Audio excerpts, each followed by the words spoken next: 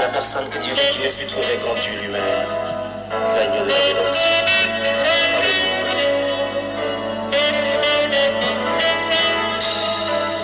Je cherche un peu plus simple et a conclu avec plusieurs. Des alliances dont les humains violent toujours la teneur. Tous les hommes étaient indignes. David a fait des dénombrements. Donc Satan pousse David à faire des dénombrements. Mais il ne le fait pas selon l'ordre du Seigneur. Parce que pour faire le dénombrement en Israël, il fallait que le Seigneur te donne, parce que le Seigneur c'est lui le chef des armées. Et c'est pour cela que dans ce passage, son chef lui dit qu'il ne comprend pas David. Il dit que mais comment, qu'est-ce qui te pousse? Parce qu'eux ils savent, ils ont la révélation que personne ne peut faire le dénombrement si c'est sur l'ordre de l'Éternel. Donc on voit que c'est Satan qui incite David à faire le dénombrement. Pourquoi? À cause de l'orgueil. Parce que faire le dénombrement, c'est comme si il choisit, il dit, il prépare, il dit que non, c'est maintenant sur mes ailes, sur ma force, que je vois le peuple nombreux. Donc, enfin, il ne fonde plus son espoir sur Dieu. Donc, il commence à voir sa puissance par rapport à l'armée qu'il a. Et on voit ce qui est arrivé. Donc, pour dire que c'est Dieu qui est chef des armées, c'est lui qui choisit l'armée qui mettra devant. C'est lui qui mettra devant. Ce n'est pas l'homme qui a décidé qu'il est prêt pour aller faire la guerre. C'est le Seigneur qui décide. Quand est-ce qu'on est prêt? Et je dire encore, je réitère que il n'y a pas de femme qui parte en guerre selon le Seigneur. La femme ne va pas en guerre. Donc, je continue. Donc, par rapport à ce que tu es en train de dire, donc, l'église de Dieu est cachée. Dans la casquette de l'homme, comme il a double casquette, il est en même temps épouse et époux. Donc, dans sa casquette d'époux, c'est un va en guerre. Donc, il est devant. Il est devant. À mes bien-aimés. Donc, quelle est la position?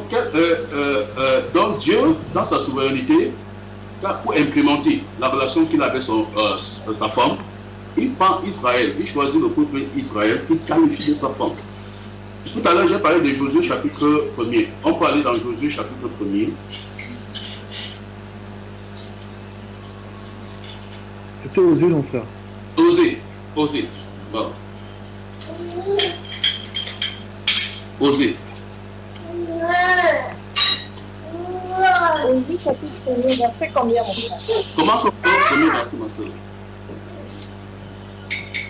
Osée chapitre 1, à partir du verset 1er.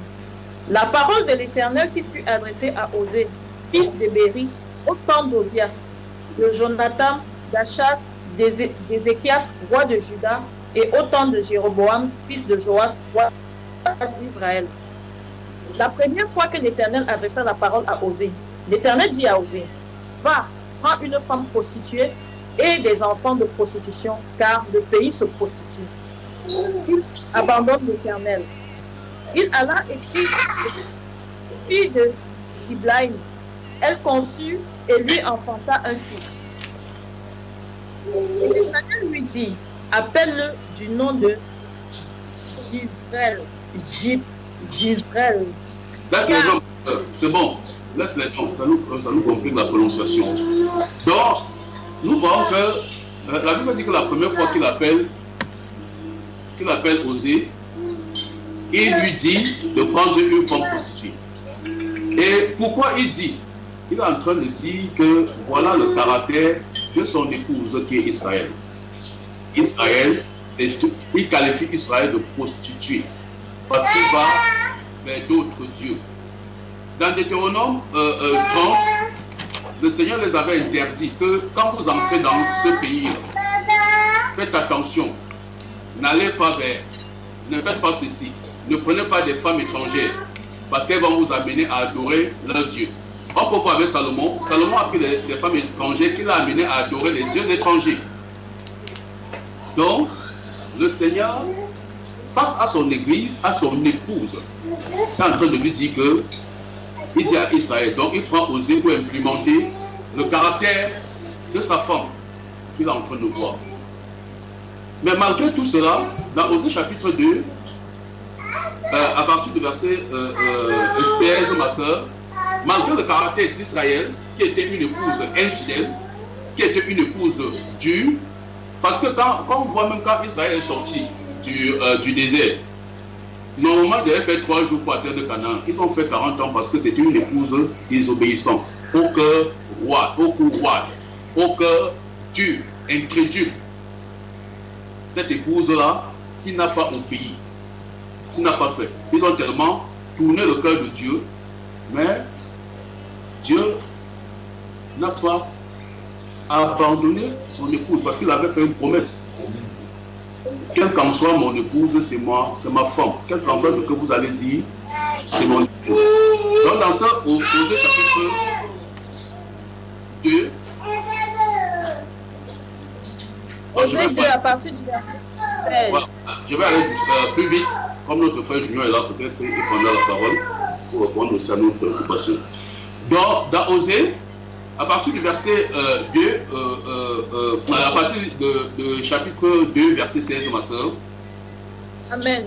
C'est pourquoi, voici, je veux l'attirer et le conduire au désert, et je parlerai à son cœur. Alléluia. Donc, enfin, si on lit réellement la vie d'Israël avec le Seigneur dans la loi, on comprend que Israël c'était une femme vraiment difficile pour le Seigneur. C'était difficile. Mais le Seigneur n'a pas abandonné. Parce que la relation qu'il avait pour Israël, il devait l'implémenter avec l'homme et la femme. Il devait, cette relation-là, tout ce qu'il faisait là, c'était pour que la relation, pour dire aux hommes, voilà comment je veux que vous marchez. Voilà la relation entre l'homme et la femme. Ça peut être difficile, mais on ne doit pas perdre l'espoir. Le Seigneur n'a pas dit que, bon, comme ma femme est incrédule, là, je vais l'abandonner, aller chercher une autre. Il a persévéré. Il a persévéré. Donc il était en train d'implémenter réellement le salut. Il a persévéré jusqu'à aller dans la nouvelle alliance. Il nous montre qu'il a allé même donner sa vie pour avoir sa femme, pour le gain de sa femme. Et dans ce Osée chapitre 2, il dit qu'il va attirer sa femme. Donc il va l'attirer. Donc il va, enfin attirer, ça veut dire qu'il va flatter sa femme.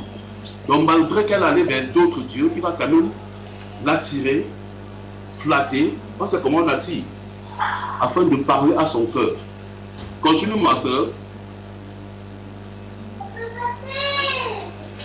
Amen. Là, je lui donnerai ses vignes et la vallée d'accord, comme une porte d'espérance. Et là, elle chantera comme au temps de sa jeunesse, et comme au jour où elle remonta du pays d'Égypte. Je continue? Je continue. En ce jour-là, dit l'Éternel, tu m'appelleras mon mari, et tu ne m'appelleras plus mon maître. Alléluia. Amen. Donc voilà le Seigneur qui dit à Israël que Israël devient sa femme en ce jour-là. Donc malgré tout ce qui se passait, le Seigneur, dans l'histoire je pense que c'est dans Nombre 1-23, l'histoire de Balak et Balaam, où Balak avait demandé à Balaam d'aller maudire Israël. Le Seigneur dit qu'il ne trouve point de péché en Israël. Donc il a tellement aimé sa femme et il était tellement soudé à cette femme-là que malgré sa désobéissance, mais comme Dieu avait compris que le cœur de la femme était dur, je vais écouter un peu, voilà, pour ne pas être long. Le cœur de la femme était difficile. Il va dire à Ézéchiel, il va donner dans Ézéchiel 36 que donc, vraiment, il ne peut pas abandonner sa femme comme ça. Il faut que il va le laver, il va l'attirer, la laver avec la parole, enlever son cœur de pierre et mettre un cœur de chair et graver sa parole pour que sa femme lui obéisse. Pour que l'amour entre Dieu et nous soit parfait. Donc, pour qu'on vive, comme Cantique des Cantiques, de l'amour au-delà de notre espérance. Donc, on voit que le plan de Dieu était d'implémenter, enfin, il fait le parallèle Israël et la femme, et l'homme et la femme. Donc, normalement, Dieu, dans son amour, va changer le cœur de son épouse pour l'amener à obéir. Donc, il fallait changer le cœur parce que Dieu constate que c'est un problème de cœur. Donc il aime tellement sa femme qu'il fallait que l'onction du Saint-Esprit descende sur elle pour qu'elle vive la vie de Christ. C'est pour ça que dans la Nouvelle Alliance, l'apôtre Paul va quand même nous dire dans ces Éphésiens que nous avons lus que normalement les choses, voilà, Dieu dans son incroyable amour voulait, pour que la femme puisse vivre cette vie-là, il fallait lui donner l'esprit. Parce que sans l'esprit, la femme Israël il était impossible à Israël d'être cette femme véritable que le Seigneur voulait. Amen. Israël ne pouvait pas. Mais il a fallu changer le cœur d'Israël pour que nous soyons cette épouse véritable et que nous puissions implémenter réellement le plan de Dieu sur la terre. Vivre l'amour comme l'Église, comme Dieu et l'Église, et comme l'homme et la femme, pour qu'on implémente réellement cet amour-là, pour qu'on la vive véritablement. Il fallait le Saint-Esprit. D'où encore la nécessité du baptême du Saint-Esprit pour implémenter le plan parfait de Dieu entre l'homme et la femme. Parce que l'objectif, c'est que le royaume de Dieu soit sur terre. Et que quand on voit un couple, aujourd'hui, un couple qui est rempli du Saint-Esprit, il n'y aura plus un coup roide, comme dit. Parce qu'il pourra obéir, parce que l'Esprit, la Bible nous dit dans Romains chapitre 8, par l'Esprit, fait mourir les désirs de la chair.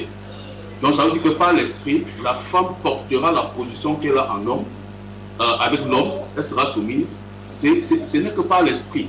Et l'homme, en tant que chef de la femme, jouera son rôle de Christ. Pourra même aller jusqu'à mourir pour sa femme. Donc normalement, un couple en Christ devrait vivre le royaume. À mes bien-aimés.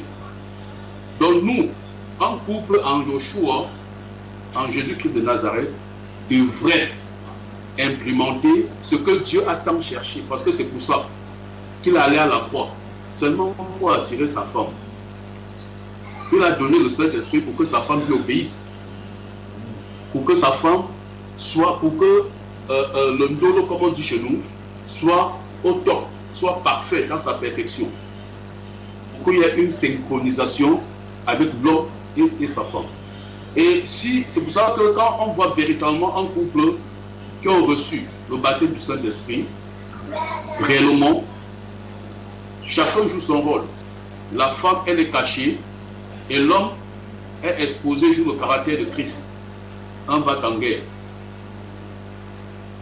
Donc normalement, pour nous, qui sommes, je vous dis, quand je comprenais encore ces choses, j'ai regardé ma femme, j'ai dit, il y a du travail. Parce que nous devons, nous, il faut que quand l'extérieur nous regarde, qu'on voit en nous Christ. On voit un homme qui est prêt à faire tout pour sa femme, à mourir. On voit une femme dans la soumission. C'est ça le royaume de Dieu. Et cela, et cette vie-là sera implémentée sur nos enfants. On sanctifiera nos enfants, nous dit la parole. Amen. Et ils pourront implémenter aussi cette vie parce qu'ils ont vu leur père le faire. Donc réellement, le couple que nous sommes, on ne peut pas obéir à Christ si on n'obéit pas. La femme ne peut pas obéir à Christ si elle n'obéit pas à son mari.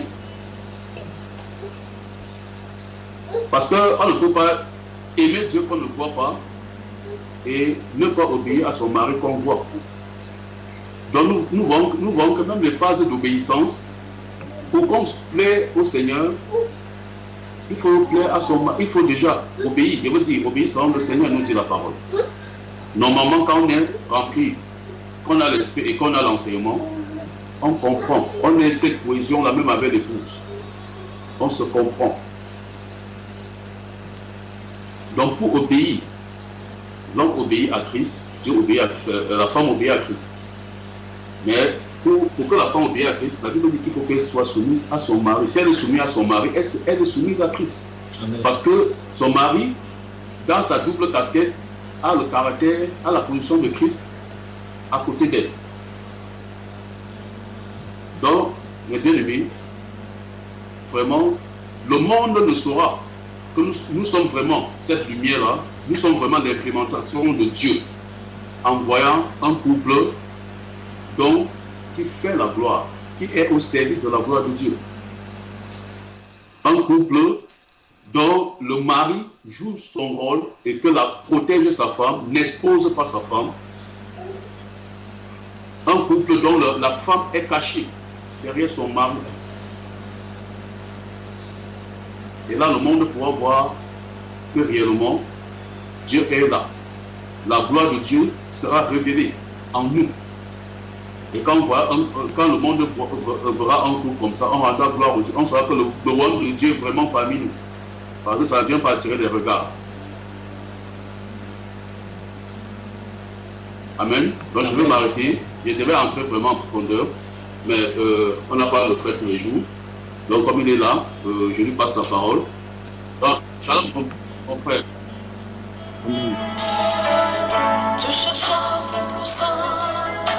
Il a conclu avec plusieurs des alliances dont les humains violent toujours la teneur. Tous les hommes étaient indignes. Dieu ne trouva personne avec qui sceller le signe de l'alliance qui pardonne. Du ciel s'est levé au-dessus de tous les anges et de toute l'humanité, un créateur qui nous venge, agneau de la rédemption. Au point ta autorité tracée une direction. Autre très loin du péché. Maman Abigail, bonjour. Que la grâce et la paix de notre Seigneur te soient multipliées et que ton cœur soit en paix. Amen, gloire à Dieu, amen. Le frère Rodic Membo, bonsoir déjà chez vous.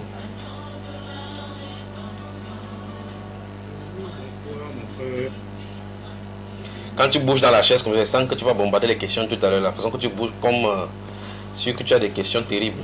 En tout cas, je compte sur le frère William Conrad Bekolo Damé et le frère Oswald. Ils sont prêts maintenant. Les gars sont chargés d'écriture, sans oublier le frère Elvis. Bonsoir à vous. Monsieur et madame Elvis, bonsoir à vous. Bonsoir mon bien-aimé. Ouais. Bonsoir, bonsoir. Oui, c'est mieux qu'on soit déjà en couple maintenant. Eh, bonjour. Partout et merveille, bon, salut. Bonjour. Salut à toutes les familles, salut à...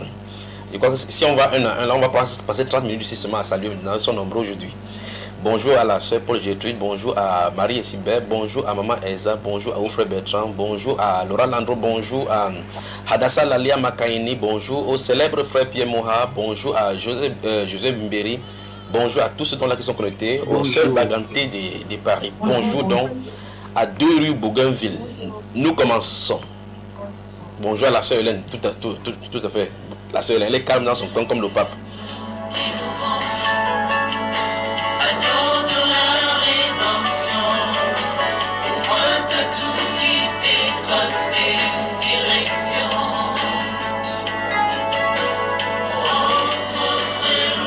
Voilà, la France dans la sainteté, bonjour. Sans oublier bonjour à Christian Grabo qui se trouve certainement dans le Pentagone, dans un endroit pas loin de la maison de toute façon. Bonjour donc de côté des 2 rue Bougainville.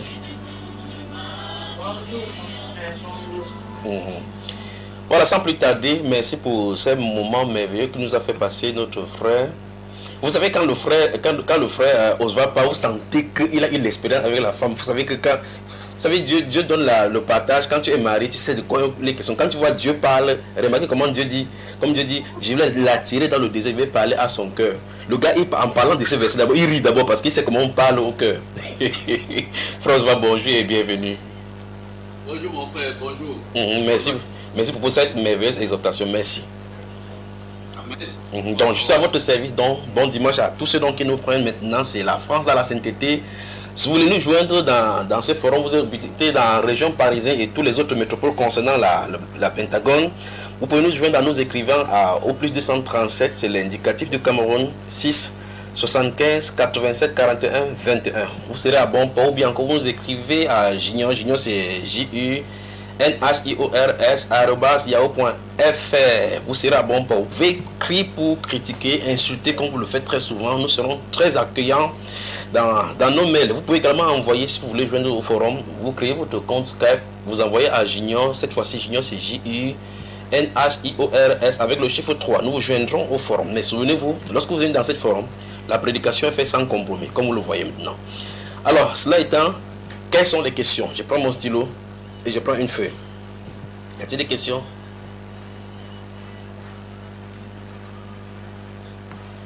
J'espère que la pluie qui entend dans mon casque ici, de ces côtés, ça ne va pas nous permettre, nous empêcher de travailler aujourd'hui. D'accord. Merci beaucoup. Si l'ensemble permet, je peux poser une question. Bonjour mon frère Junior, bonjour à ses grâces et bisous aux enfants. Je te présente ma femme Tina. C'est Tina parce que c'est la première fois. Tina.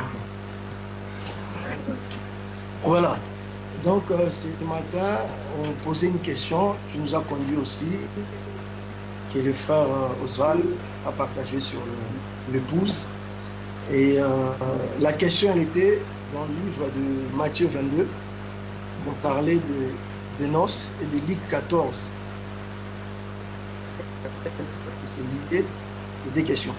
Et dans cette question, il y avait des groupes de gens, il y avait une fête et il y avait des groupes de personnes. Il y avait déjà les maris, je parlais, il y avait les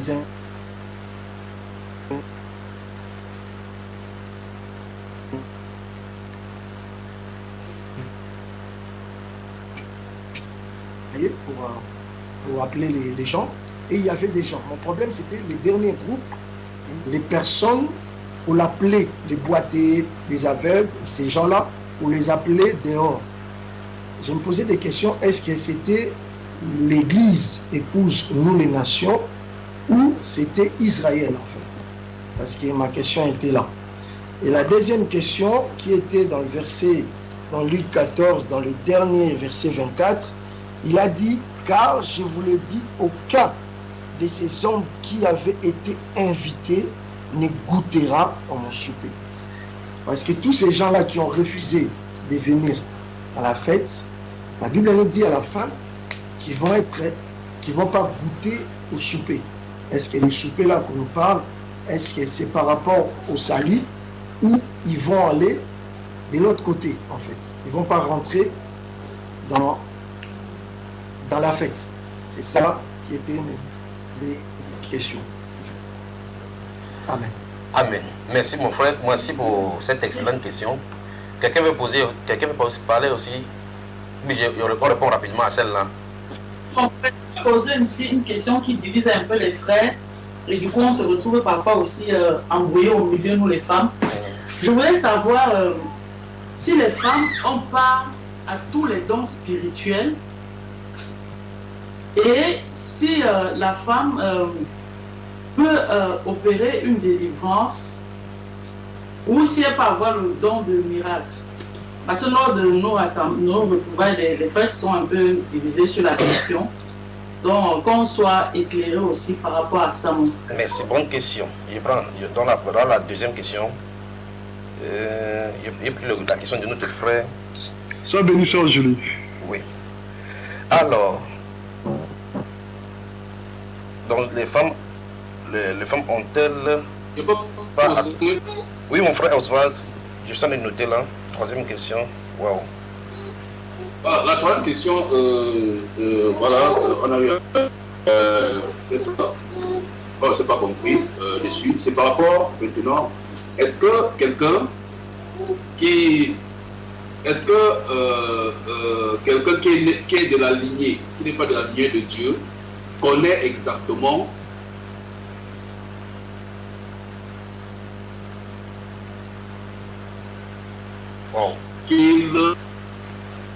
est-ce qu'on peut délivrer, la chose c'est enfin qui va dans le même sens, est-ce qu'on peut délivrer quelqu'un qui est livré, je veux dire livré, oui, ou bien toute délivrance.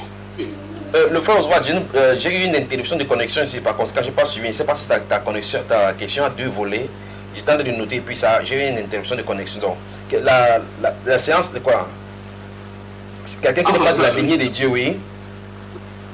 Après tout ça est lié.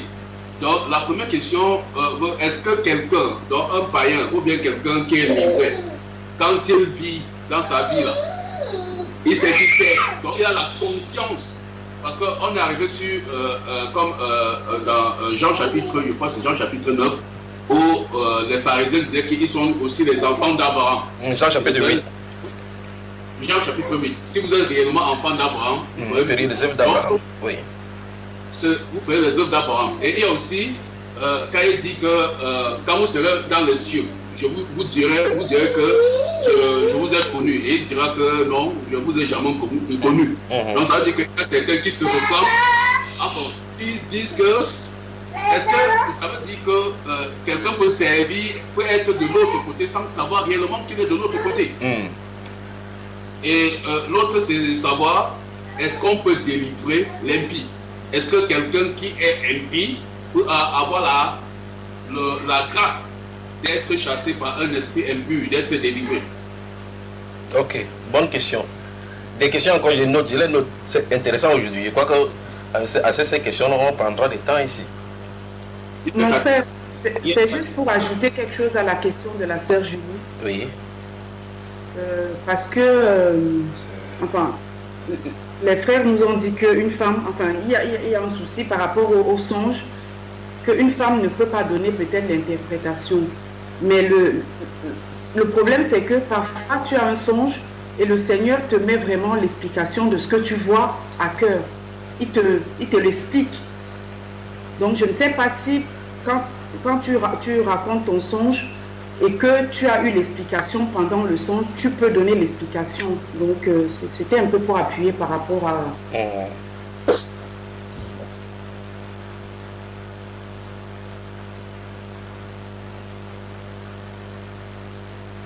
Voilà, c'est tout. Mon frère complète toujours ce bloc de questions là parce que c'est quelque chose qui nous perturbe vraiment beaucoup. Et, tu avais déjà répondu, mais certaines personnes n'étaient pas encore dans le forum. C'est ça. Parfois, ça... Et bien, dans ces cas de telles questions, vous copiez dans le lien, vous mettez que la personne écoute. Pourquoi on n'y revient plus là-dessus, non? Exactement, mon frère. Mais c'est dans le sens de la femme de parler ici sur le forum, en fait. Parce qu'on prend, par exemple, que là-bas, quand tu enseignes à Maquepé, les femmes ne parlent pas. Et que sur les forums, les femmes parlent. Femmes sur les forums, sixième question. Voilà, donc du coup, le fait qu'on dit que la femme ne doit pas parler en assemblée, voilà. Donc, ici aussi, on rencontre ce problème-là. C'est quand même terrible. Une quatrième question. Qui parle maintenant? Frère William Cora. Oui, frère William, septième ici, oui. Alors, sur la base de Colossiens, chapitre 1, verset 22, il est écrit: il nous a maintenant réconciliés dans le corps de sa chair, par la mort, pour vous présenter devant lui saint, sans tache et irrépréhensible. Nous continuons à Colossiens 2, 11, qui dit: en lui aussi vous avez été circoncis d'une circoncision faite sans main, en dépouillant le corps des péchés de la chair, ce qui est la circoncision de Christ. Ma question est de savoir, n'est-ce pas, sur la base de ces deux versets, et bien sûr d'autres versets, comme par exemple Éphésiens 5, 28, de 28 à 39, n'est-ce pas, c'est quoi, n'est-ce pas, c'est quoi le corps de la chair de Christ? C'est quoi, n'est-ce pas? Je ne sais pas si c'est l'avion qui passe chez vous, je ne sais pas où ça se fait, là, où le bruit se fait. Il y a un bruit là. Oui, c'est bon. Il y a un petit bruit là. Oui, ça c'est quand même. Oui, c'est quoi le corps de la chair? Le corps de la chair. Le corps de la chair de Christ. Du Christ, oui. C'est quoi? Le corps des péchés de la chair. Et, n'est-ce pas, justement, toujours sur cette base qui a été discutée aujourd'hui, sur le thème qui a été partagé aujourd'hui, il est écrit dans Apocalypse. Apocalypse.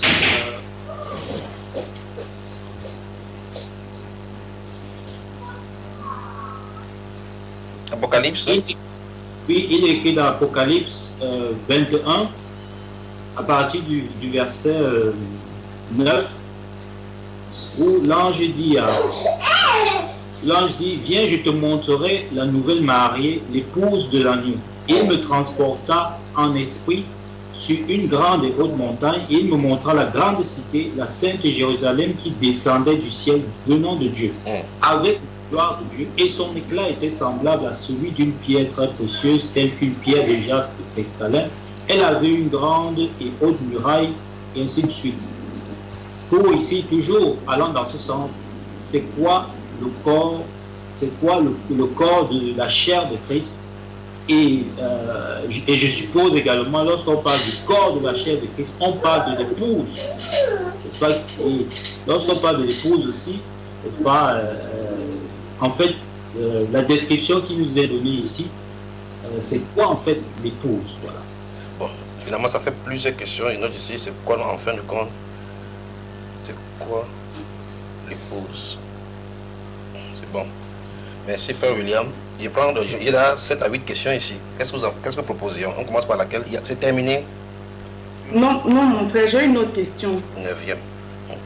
Suis-moi alors aujourd'hui. Suis-moi en guerre aujourd'hui. Seigneur, il compte sur toi. Oui. Oui, mon frère, c'est par rapport à l'enseignement et l'exhortation, mon frère. Parce que les bien-aimés nous ont dit que c'était la même chose. Et quand une femme n'avait pas, ne pouvait, pour l'enseignement, je comprends. Pour l'exhortation, je n'avais pas compris. Je ne comprends pas. Et je me demande si c'est par rapport à l'assemblée ou c'est par rapport à ne pas du tout exhorter. Parce que dans le livre des Proverbes, il est écrit « Écoute mon fils, l'instruction de ton père et ne rejette pas l'enseignement de ta mère. » Il est clair que la femme a un rôle à jouer avec ses enfants. Donc je ne sais pas si c'est pas du tout, une femme ne peut rien dire, ou alors c'est le lieu où l'assemblée à laquelle elle s'adresse qui est le problème en fait. Donc vraiment sur les deux là, mon frère, de nous éclairer vraiment. Merci.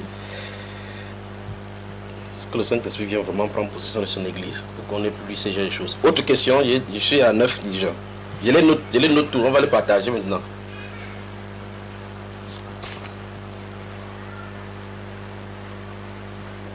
Y a-t-il encore des questions? Oui, mon frère. Ça, c'est la voix de Patou, ça. Oui, la Patou.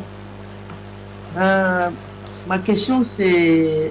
Bon, je voulais juste que tu puisses m'éclairer par rapport à ce que j'ai essayé de comprendre. À Actes chapitre 5. Vas-y, lis. Mais un homme nommé Ananias, avec Saphira, sa femme, vendit une propriété et retint une partie du prix, sa femme le sachant. Puis il apporta le reste et le déposa aux pieds des apôtres. Pierre lui dit, Ananias, pourquoi Satan a-t-il rempli ton cœur au point que tu mentes au Saint-Esprit et que tu aies retenu une partie du prix du champ? Donc, c'est parti. Pierre en te dit, tu as menti le Saint-Esprit. Continue. S'il n'eût pas été vendu, ne te restait-il pas? Et après qu'il a été vendu, le prix n'était-il pas à ta disposition?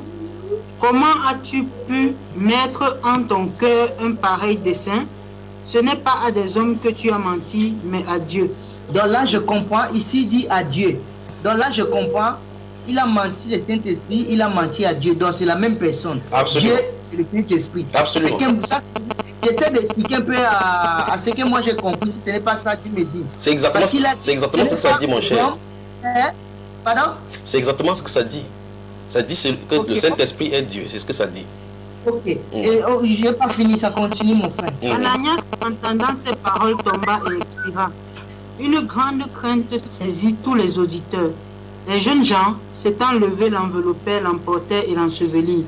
Environ 3 heures plus tard, sa femme entra, sans savoir ce qui était arrivé. Pierre lui adressa la parole. Dis-moi, est-ce à un tel prix que vous avez vendu le champ? Oui, répondit-elle. C'est à ce prix-là. Alors Pierre lui dit, comment vous êtes-vous accordé pour tenter l'Esprit du Seigneur? Amen. Là, il dit encore l'Esprit du Seigneur. Donc, l'Esprit du Seigneur, c'est le Saint-Esprit. L'Esprit du Seigneur, c'est Dieu. C'est bien ça? C'est bien ça. C'est bien te bénir. Toi également. Alors le même principe, tu peux observer le même principe. Tu peux observer le même principe dans le livre de Genèse au chapitre 32. Lorsque vous voyez le patriarche Jacob passe toute la nuit bagarre avec l'ange. Vous remarquez que on va dire là-bas qu'il passa toute la nuit lutter avec un homme. Et puis on va parler de l'ange. La Bible nous déclare qu'il a lutté contre Dieu et il a été vainqueur. Donc vous voyez que initialement on parle de l'homme et puis on parle d'un ange parce que c'est un messager. Et puis on parle maintenant de Dieu. Donc cet homme-là était Dieu. Vous voyez cela manifesté dans la chair. D'accord, mon cher? Voilà. C'est toujours le même esprit. Voilà, c'est toujours le même l'esprit du Seigneur que nous voyons à Genèse chapitre 1. Oui. L'esprit du Seigneur s'est mouvait sur la terre, sur les eaux, n'est-ce pas? Voilà. C'est toujours, c'est bien ça, non? C'est bien ça. Il n'y a pas deux. Frère Patou, il n'y a pas deux esprits du Seigneur, d'accord? Quand on parle de l'esprit du Seigneur, on parle du Saint-Esprit, d'accord? Amen, mon frère. Amen. C'est déjà ma réponse. Voilà. Merci beaucoup, mon frère. Alors donc, si vous lisez également, vous lisez également parallèlement les livres de Genèse chapitre 18 et chapitre 19, donc les deux premiers versets du chapitre 18 et chapitre 19. Puis vous lisez aussi Actes des Apôtres chapitre 1, chapitre 1. Vous avez remarqué, et dans ce Actes des Apôtres, vous remarquez que quand le Seigneur Jésus-Christ est monté dans les cieux, dans la nuit, la Bible déclare que pendant que les disciples étaient là à regarder, à fixer dans le ciel, on dit, il y a des anges, les hommes qui sont apparus et leur dit, pourquoi vous restez là? Vous savez que les hommes là étaient des anges. Plus tard, quand le compte rendu de cet événement-ci est donné maintenant, vous voyez qu'on parle des anges. Mais pourtant, initialement, on a parlé des hommes. Donc ces hommes étaient des anges. Ça veut dire que ce sont des anges sous la forme humaine. Et donc, quand vous voyez que d'une part, on les appelle les hommes, ça ne veut pas dire que non, ce sont des versets qui se contredisent, ou bien c'est deux versets différents. Ça veut dire qu'on a voulu amener un plus sur l'éclairage de ces personnes-là. Dans Genèse chapitre 18, vous allez voir à partir du verset 1, on dit que Abraham, notre père, était assis sur les chaînes de marbre. Et voici 3 hommes sont présentés. Et quand on voit effectivement que quand l'un d'eux va rester causé avec Abraham, la Bible déclare que les 2 autres sont partis du côté de Sodome. Vous voyez cela, n'est-ce pas? On dit que les 2 anges arrivaient à Sodome, alors que initialement on parle des 2 hommes. Voilà. Je crois que c'est clair, n'est-ce pas, mon cher Patou? Mon frère, amen, amen. Que le Seigneur te bénisse. Encore, tu as amené encore un autre sujet qu'on a eu à partager ici. Vu ce que l'Apocalypse dit, écrit à l'ange de telle église. Oui. Donc, supposons que Dieu s'adressait aux messagers, c'est-à-dire les hommes comme nous. Oui, ça c'est les hommes. Ça n'a rien à voir avec l'ange en termes de Gabriel ou aux hommes. Amen, mon frère, que Dieu te bénisse encore. Oui. C'est bon pour moi, c'est bon. Voilà. Je suis satisfait. Donc, quand vous voyez dans ce livre d'Apocalypse, chapitre 1, chapitre 2 et 3, où il est écrit pour les 7 anges de l'église, Éphèse, Smyrne, Philadelphie, Thyatire et autres là-bas, jusqu'à Laodicée, il s'agit des hommes, parce que pas des êtres célestes tels que Gabriel et les 2 autres de Théophanie céleste là. Il s'agit des êtres humains qui sont sur la terre, qui sont des commandeurs de la période. Cela dit, je crois que c'est évacué là-bas pour partout. On peut barrer ici par rapport à Ananias et Saphira. Il s'agit de la divinité du Saint-Esprit. On commence par laquelle? Vous proposez qu'on commence par quand? On va par ordre hiérarchique, par ordre d'arrivée des questions, ou bien on le prend comme ça au pif? Qu'est-ce que vous proposez? Et on finit d'abord pour la question des frères et vice, puisque c'est ça qu'on partageait. On avait dit qu'on t'attend et Dieu merci que tu es venu. Et le frère Patou, ici pour le frère et vice. Ok. Alors donc, dans cette parabole de la noce du chapitre 22 de Matthieu, et puis en collaboration avec le chapitre 14 de Luc, prenez aussi maintenant dans ce cas le livre de Apocalypse chapitre 19, lisons les versets 6 à 8 et puis je commence. Que Dieu vous bénisse.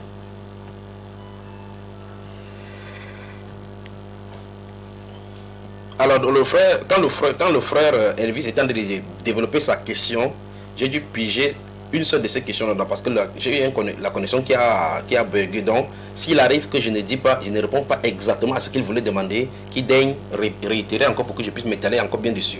Ce que j'ai compris de sa question, c'est que dans ce Matthieu chapitre 22, il est dit clairement, parce que les gens qu'on avait invités aux noces n'étaient pas dignes. Et par conséquent, on a dit allez ramasser tous ceux qui sont dans les rues là-bas, les estropiés là-bas. Il pose la question, ceux qui sont dehors, les derniers là, dehors, tous les autres, on a chassé les autres qui étaient dehors. Les boiteux là, de qui il est question. Et puis il met en relation avec le livre de Luc chapitre 14. J'ai bien suivi ça, c'est ça, n'est-ce pas, frère Elvis? Voilà, merci beaucoup. Alors, Matthieu chapitre 19, versets 6 à 8, lisons.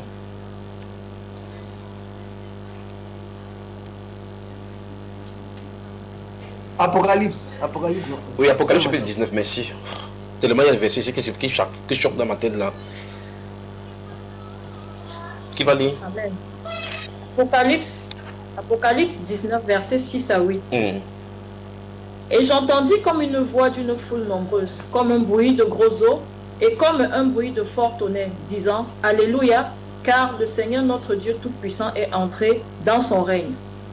Réjouissons-nous et soyons dans l'allégresse et donnons-lui gloire, car les noces de l'agneau sont venues et son épouse s'est préparée. Et il lui a été donné de se revêtir d'un fin lin éclatant, pur, car le fin lin, ce sont des œuvres justes des saints. Oui. Amen. Alors donc vous voyez clairement, merci ma soeur, vous voyez en fait, si on prend comme le frère Oswald le disait ici dans ses propos liminaires, parlant de cette fois-ci des dieux et d'Israël qui est son épouse avec l'infidélité qui caractérise le mariage. Vous aurez le parallèle entre Dieu, Israël, on pourra prendre maintenant Christ et l'Église, puis maintenant l'homme et la femme. C'est-à-dire que ces choses-là plus bien saisies. Lors des noces, les noces ne se passent pas avec deux personnes, l'homme et la femme. Ce sont ceux qui sont en vue. C'est leur fête à eux, les deux là. Maintenant, dans cette fête-là, il se trouve dans les gens qui ont organisé. Il y a les parents des personnes qui se marient. Puis il y a les invités. Et même parmi les invités, donc maintenant, il y a c'est catégorisé. Il y a des invités très proches, c'est-à-dire que les amis intimes de la personne qui ont des places de prééminence. Et puis il y a maintenant les amis qu'on a aussi invités comme ça là. Il y a même des gens qui font le je m'invite. Bon, ça c'est pour le cadre humain. C'est-à-dire que quelqu'un en tant qu'il y a marié quelque part, il y va aussi. C'est ça qui est curieux dans cette affaire-ci. Maintenant, regardez, dans le chapitre 22, vous remarquez que lorsque le Seigneur donne cette parabole-là, il dit que lorsque la période de la noce a été arrivée, on a fermé la porte, il est entré pour voir ceux qui étaient invités. C'est ça qui est curieux maintenant. Ceux qui étaient invités à la noce. Et il dit, il trouva là-bas un homme qui n'avait pas le vêtement de la noce. Et nous avons compris ici dans ce chapitre 19 d'Apocalypse, nous venons de comprendre que et son épouse s'est préparée. Il lui a été donné de se revêtir de fin éclatants purs. Il dit, ces fins éclatants purs sont les œuvres justes des saints. Mais regardez bien, ces œuvres-là, où il y a encore ces vêtements, lui a donné. Ce n'est pas elle-même qui s'est revêtie. C'est fait que vous voyez cela. Donc, ce n'est pas un vêtement quelque part que nous allons porter. C'est accordé. Et c'est un vêtement qui est donné de l'extérieur. De telle enseigne que chez les Juifs, par exemple, quand il y avait mariage, quand vous êtes invité au mariage, pour ne pas amener la distinction dans la salle, avec le nombre d'invités qui sont là, on cousait les vêtements qu'on donnait aux gens. Ça veut dire que si vous portez votre veste, vous arrivez là-bas, on donne un vêtement que vous portez au-dessus de votre vêtement pour ne pas faire de distinction à l'intérieur. Oui, c'était pour ne pas catégoriser, pour qu'on voit que c'est des classes sociales, ainsi de suite, pour qu'il y ait une uniformité dans la salle. Maintenant, quand celui-ci entre, il se pose la question, comment il y a des gardiens à la porte qui sont censés partager? C'est là où la parabole devient intéressante. J'espère que je vais seulement me briefer ici pour ne pas, parce que s'il continue à descendre, ça va me mener dans tous les sens, ici avec la sanctification et toutes les autres choses là. Maintenant, regardez, quand cet homme-ci entre, par quelle porte est-il entré pour qu'on ne lui donne pas le vêtement de noces pour qu'il se trouve à l'intérieur? Comment est-il entré? Et maintenant, sachant que cette parabole-ci fait état de l'épouse du Seigneur, c'est-à-dire que c'est comme venir l'Apocalypse. La question c'est, est-ce qu'il est possible qu'un homme, parce que plus tard cet homme-ci a été jeté dehors. Vous remarquez que il est entré de manière frauduleuse, de telle sorte qu'on a perdu de vue, ou bien par inadvertance du gardien, il est quand même entré. Et puis quand il est entré, puisqu'il s'est retrouvé dans la salle qui n'a pas d'uniforme, parce qu'en fait il faut un vêtement pour y entrer. Et puis on va dans la salle, supposons que tout le monde porte le bleu, on le trouve à l'intérieur avec le blanc. Mais mon ami, comment? Parce qu'on l'a identifié. Comment tu es entré ici sans vêtement de noces? Ça suppose que tout le monde avait les habits, sauf lui. Et donc, qu'est-ce que le Seigneur veut nous faire comprendre? La question que moi je vous pose en tant qu'église, est-il possible que quelqu'un va dans l'enlèvement? Parce que Apocalypse chapitre 19, si nous parle de la noce, et la noce ne se passe pas sur la terre. Comment un être humain peut se retrouver dans le ciel avant qu'on le ramène sur la terre. Vous voyez que c'est pour ça qu'il faut faire attention avec les paraboles. Le Seigneur, dans ces paraboles, ne veut pas dire qu'il y a des gens qui vont entrer, ils seront rejetés dehors. Non. Il a dit que même s'il y avait possibilité que quelqu'un se retrouve à l'intérieur, tant que vous n'avez pas la condition de la Bible, vous serez même dehors. Donc ça veut dire qu'il montre une impossibilité. Vous m'avez suivi déjà par rapport à ce point-là, n'est-ce pas? Donc, ça veut dire que, remarquez bien que ce qui a été reproché à ce monsieur-là, c'est pour ça qu'il veut toucher le boiteux maintenant. Ce qui a été reproché à ce monsieur-ci, c'est son vêtement. Et ce vêtement-ci est tellement important. Oh mon Dieu, aide-nous. Ce vêtement est tellement important dans les Saintes Écritures. Remarquez quand Élie a rencontré Élisée, première réaction, il a enlevé son manteau, il l'a mis sur lui. Et puis il a dit que sache ce que j'ai fait pour toi. Vous remarquez cela? La Bible parle dans Isaïe du vêtement de la délivrance, du vêtement du salut. Maintenant, la Bible parle de se revêtir. Vous voyez que la Bible nous parle dans 2 Corinthiens. J'espère qu'il ne va pas vite parce que ça vient dans tous les sens là maintenant. Là. Dans 2 Corinthiens chapitre 5, la Bible parle maintenant du vêtement que nous voulons être revêtus et non pas trouver nu. Je ne sais pas si vous comprenez. Il y a 2 Corinthiens là qui dit que nous avons un domicile céleste, notre vêtement qui va nous envelopper. Mais pourvu que nous trouvions revêtus et non pas nus.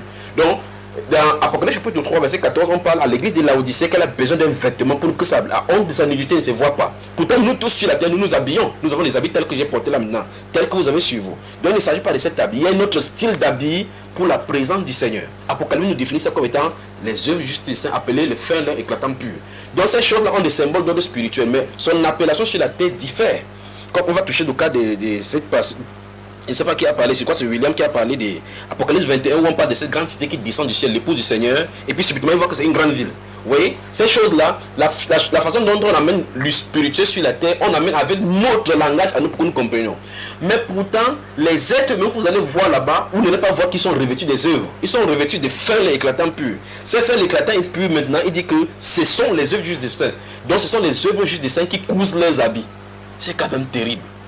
Je ne sais pas si vous comprenez mes frères et frères.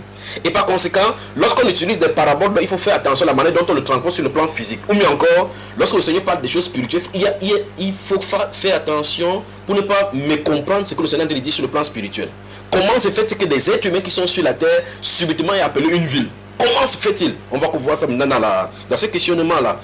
Alors, maintenant, ça veut dire que ce qui était reproché à ces messieurs dans Matthieu chapitre 22 n'était pas ni sa race, ni son sexe, ni sa désobéissance, c'était le problème du vêtement. Vous voyez où on se retrouve?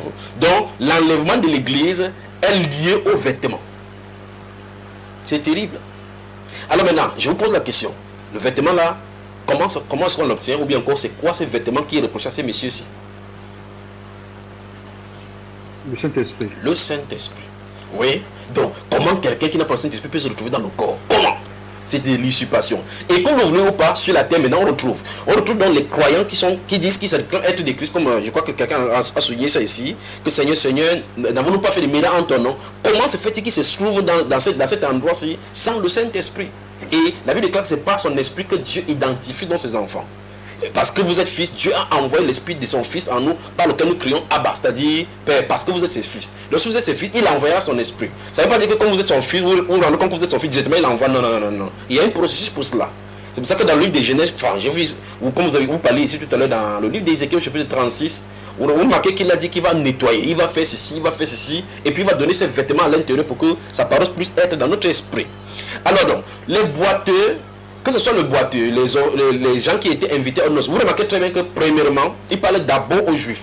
Parce que plusieurs paraboles vont revenir, où il va dire que, il va lui poser la question concernant les gens à qui on avait consigné des vignes, des faire prospérer. Et puis il dit, il envoie des serviteurs pour venir prendre des fruits, on les arrête, on tue les uns, on crucifie les autres. Puis on envoie le fils, et le fils vient dire, voici donc l'héritier, tuons-le. Et puis Jésus leur pose la question dans cette parabole-là, quand le propriétaire de la vigne viendra, qu'est-ce qu'il fera?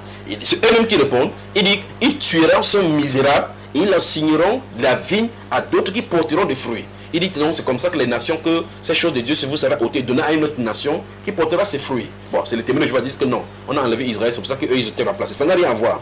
Mais en toile de fond de cet événement, se trouve le mystère caché de tout le temps. Chaque fois qu'on voulait utiliser ce chose entre les Juifs et l'Église, pensez toujours à la chute et le relèvement d'Israël. Pensez à cela.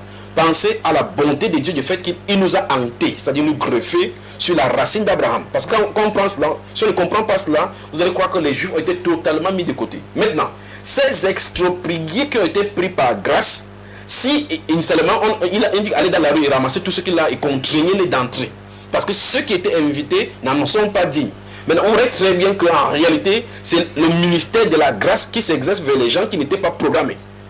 Si on prend ça sur le plan physique, vous me suivez, n'est-ce pas? C'est vraiment dire que quoi? Si les invités étaient dignes et avaient accepté, les expropriés, les prostituées et autres, là, ne seraient pas entrés. Pas vrai, frère? Donc, une fois de plus, on relève le mystère de la chute et du relèvement d'Israël et la grâce de l'époux pour entrer. Dans Ephésiens chapitre 2, il nous a dit au verset, si vous prenez le verset 10 au verset 13, la Bible nous déclare qu'il est venu annoncer la paix à ceux qui étaient loin et la paix à ceux qui étaient proches, pour joindre par le corps de sa chair. On va toucher quoi que quelqu'un aussi a écouté cela, par son sang, la réconciliation. Donc des deux, il n'en a fait qu'un seul. Ça veut dire qu'il a pris d'entre les juifs, d'entre les gentils, il en a pris ceux qui lui appartiennent. Parce qu'en fait, la sémence est distribuée et disloquée dans toutes les tribus. Et donc, dans toutes les tribus des nations, il va les pécher partout. Le but de ce mystère, c'est ça. Par le mort de son corps, de la chair, il a réconcilié toute la sémence. Toute la sémence. De telle sorte que ce soit dispersé dans chaque tribu, il va les rassembler. Dans le livre de Jean au chapitre 11, si vous lisez les versets 40 à 50, lorsqu'ils se réunissent, quand il a ressuscité Lazare, on vient dire aux pharisiens maintenant, aux chefs des pharisiens, que vous ne voyez rien, les gens vont à lui. Ils se sont rassemblés, ils ont dit qu'il est important qu'on le fasse tuer, de peur que les Romains viennent détruire nos villes. Or, la Bible déclare qu'il ne dit pas cela de lui-même, mais animé par le Saint-Esprit, il prophétisait non seulement que Jésus-Christ devait mourir, mais ce n'était pas seulement pour mourir pour le peuple, seulement pour la nation seulement, mais c'était afin de réunir dans un seul corps les enfants de Dieu dispersés. Voilà le but ultime de la mort du Seigneur. Réunir dans un seul corps les enfants de Dieu. Pas les juifs, les enfants de Dieu dispersés. Ils sont dispersés où? Jésus répond dans Jean chapitre 10 qu'il y a d'autres brebis qui ne sont pas de cette bergerie. Celles-là, il faut que je les ramène.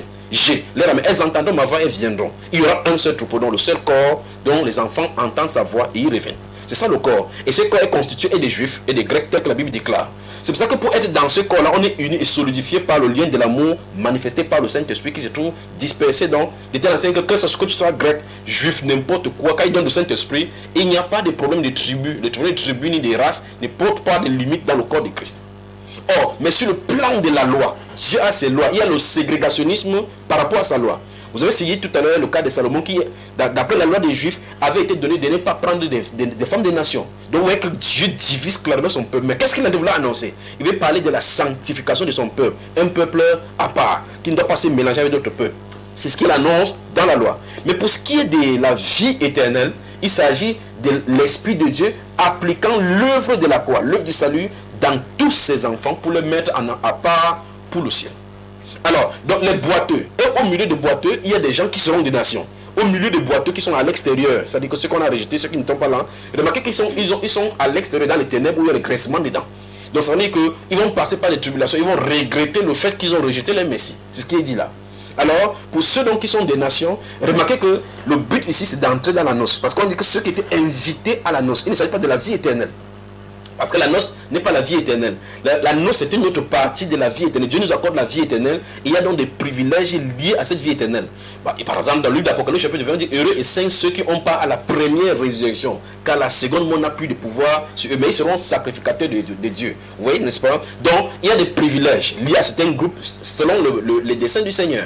Il y a des gens qui vont participer à la noce, des gens qui vont participer à la noce comme les amis, des gens qui vont participer à la noce comme les gens qui vont encore applaudir, des gens qui seront à la table. Jésus a dit à ces juifs-là, toujours, il a dit que la reine du midi se lèvera et condamnera ces générations. Il dit les autres vont sortir des extrémités de la terre et s'assera, écoutez bien, et s'assureront à table avec Abraham, mais les enfants de la maison seront jetés dehors dans les ténèbres où il y aura des graissements dedans. Vous voyez ça? Donc, lorsqu'il y a cette célébration au ciel, des événements, ce n'est pas sur la terre. Ce n'est pas que le temps s'arrête totalement, ou bien que Dieu a fini le monde entier sur la terre, c'est-à-dire qu'il a fini le mal sur la terre, et puis les événements se déroulent sur la terre, au ciel. C'est que pendant que ces événements se déroulent au ciel, des événements se déroulent sur la terre. Et donc, pendant que ces événements se déroulent dans les cieux, maintenant la célébration de la noce principalement, pendant qu'on célèbre le mariage, quelque chose d'autre se passe sur la terre durant la période de 7 ans et demi, tel que c'est prévu dans le prophète Daniel. Et par conséquent, c'est un moment de tribulation, les gens crient au Seigneur, le Seigneur est occupé maintenant à toucher la joue de son épouse, à parler en son cœur, vous voyez, à nous faire promener dans le jardin. Gloire au Seigneur Jésus-Christ de Nazareth. Alléluia. Donc, maintenant, heureux et saints dans ceux qui vont participer à ces moments-là. Pendant ce temps sur la terre, il y aura des graissements dedans où les gens sont d'appeler le Messie, appelé parce qu'ils n'ont pas eu la grâce pour participer à cet endroit-là. Quand vous entendez donc ténèbres et dehors, sachez donc que c'est au moment où la lumière est quittée, où l'église est quittée, où l'église ne se trouve plus dans la présence pour allumer, parce que c'est l'église qui est la lumière du monde. Quand elle ne se retrouve plus sur la terre pour éclairer, il y a les ténèbres là-bas. Et par conséquent, toujours des cris, des méchancetés et des graissements dedans. J'espère que j'ai fait bien de mentionner et d'étayer bien la question de notre frère Elvis. Frère Elvis, as-tu saisi ce qu'il dit? Oui, frère, vraiment, merci beaucoup. Et j'avais cette idée-là, j'avais cette réponse-là. Juste, il manque une petite chose. Oui. Dans le sens, les estropiés, les boîtiers, tous ces gens-là, je pense, je ne sais pas, mais est-ce que c'est des gens qui ont resté dans la grande tribulation? Et ça, j'étais là-bas. Est-ce que c'est des chrétiens ou des juifs qui sont restés dans la grande tribulation? Non, qu'est-ce qu'il dit de ces estropiés? Parce que regarde bien, ce n'est pas seulement les estropiés. Il dit, allez dans les rues et prendre ceux que vous allez rencontrer, les estropiés au là-bas, et il remarque bien la réponse. La suite de ce passage-là dit que les serviteurs reviennent et disent au maître que la salle, on est parti, effectivement, on les a ramenés, la salle est pleine. Ça suppose que ces personnes se sont entrées, les personnes, ces estropiés au là-bas. On parle de la malformation des vies. On ne parle pas des estropiés en tant que boiteux physiques. C'est-à-dire que ce sont des gens de mauvaise vie, dans toutes les catégories. C'est ça qu'on a dit, d'accord? Voilà. Donc, ça veut dire que si vous voulez prendre plutôt les juifs, vous remarquez que les juifs étaient rigides par une certaine loi ou de la rigidité par rapport à la doctrine, par rapport à la loi. Donc, on devait parler des ils étaient droits comme l'aiguille. Mais ici, Dieu parle des extropiés, des prostituées et des autres qu'on a amenés. Donc, ça ne se passe même pas chez les juifs qu'en réalité, puisque d'après les Écritures, la Bible parle de ceux qui ont les déformations quelconques ne doivent pas entrer dans l'assemblée. Oui.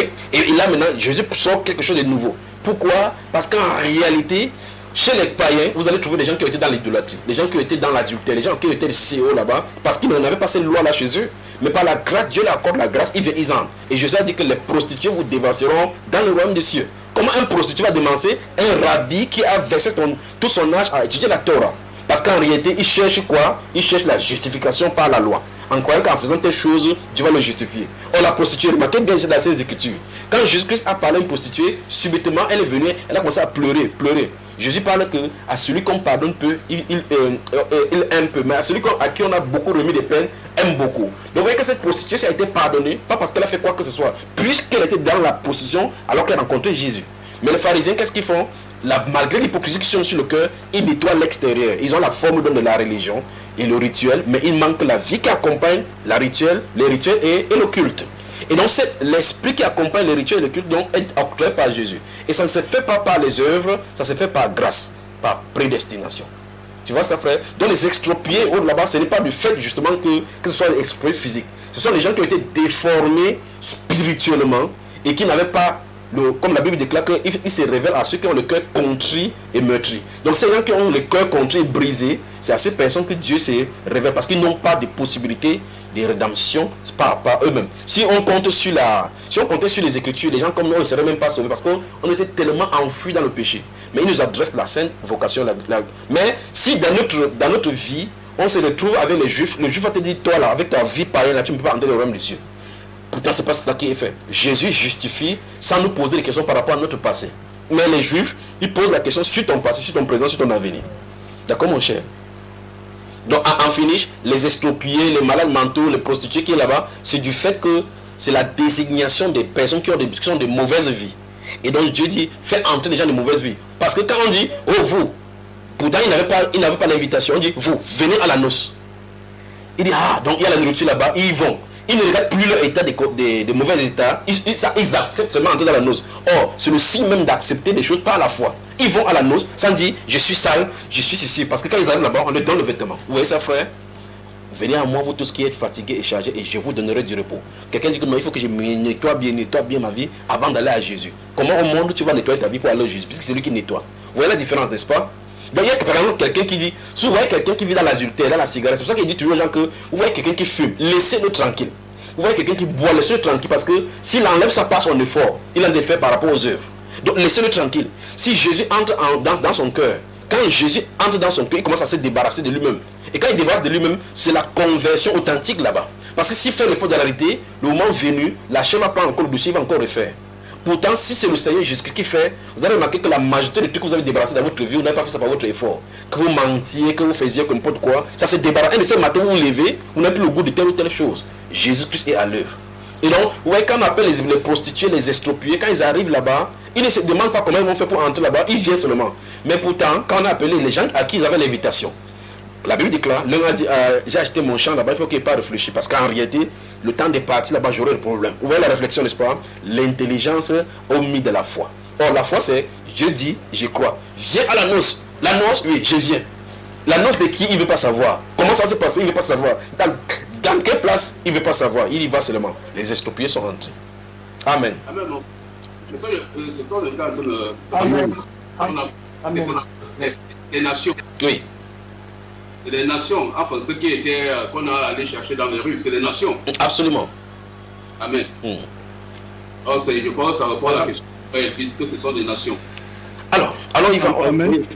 Oui. Junior, j'ai pas bien... En fait, il y a aussi une question là qui est là... Qui parle là? Je ne vois pas personne. Frère Blaise. Oui, Blaise, allons-y.